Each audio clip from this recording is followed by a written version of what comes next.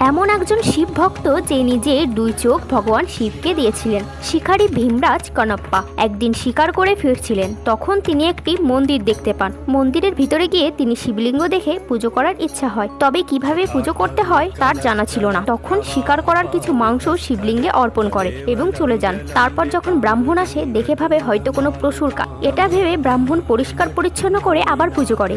এমন একদিন কানাপ্পা এসে দেখে শিবলিঙ্গের অনেক ধুলো জমেছে। তখন সেটাকে পরিষ্কার করার জন্য মুখে করে জল নিয়ে এসে শিবলিঙ্গে অর্পণ করে পরিষ্কার করার চেষ্টা করে।